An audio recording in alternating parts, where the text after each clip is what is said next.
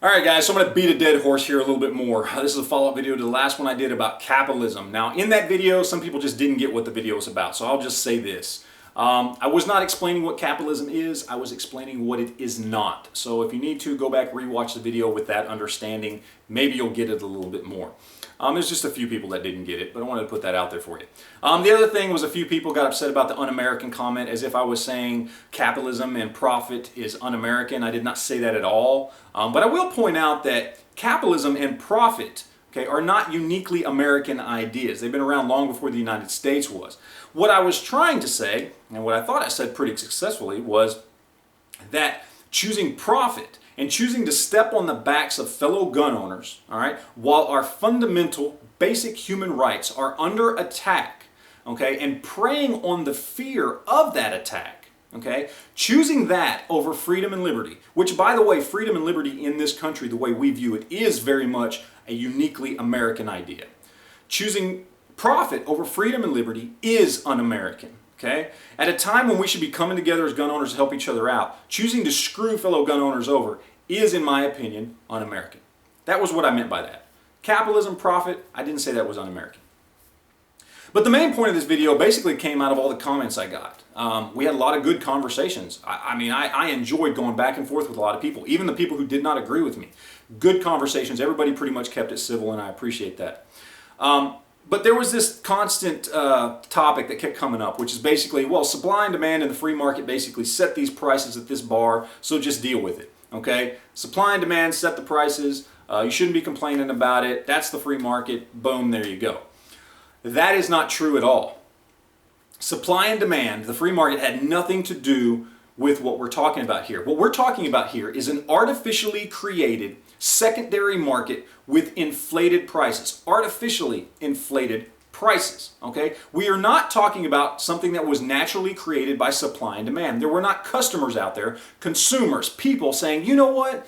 I wish somebody would go to Walmart before I could get there, buy up all the ammunition and resell it back to me at 5 times the cost. It just didn't happen.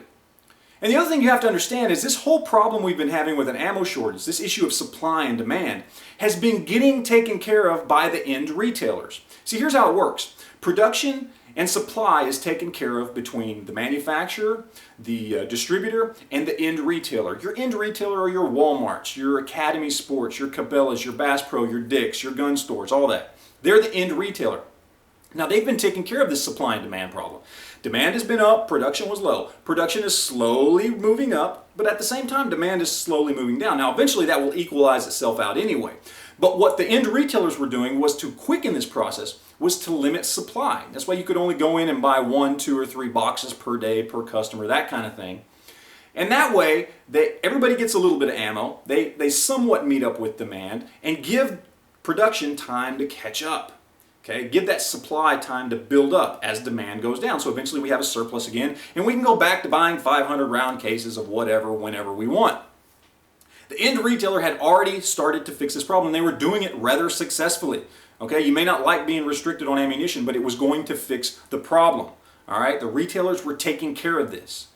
What happened is these people decided to get in between the retailer and the consumer and create this artificial secondary market with inflated prices. There was no demand for this market. It was not naturally created by the free market or by supply and demand. It was artificially created by people who just wanted to make a buck and wanted to do so off the backs of others while our rights are under attack. Okay? This is no different than waiting until there's a gasoline shortage, going to the gas station with a 5,000-gallon tank pulled behind the back of your truck, completely filling it up, drying up the gas station, and then driving to the end of the parking lot and selling it for 5 times what you paid for it.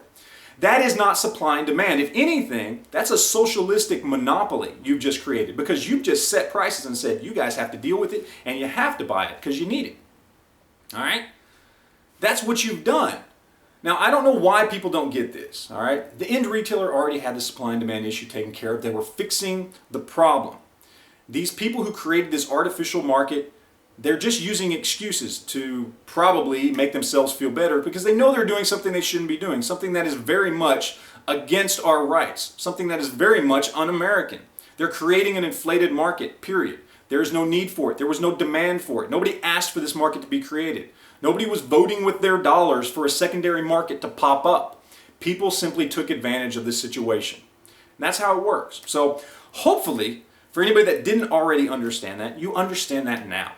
For everybody else, I appreciate you watching. Hopefully this will be the last one of these videos I have to make, but I feel like I keep having to explain myself. But I do appreciate you guys watching. Even if you don't agree with me, I had a lot of good conversations with a lot of you guys in the last video. So keep the comments coming. So anyway, we'll talk to you later, guys. Thanks.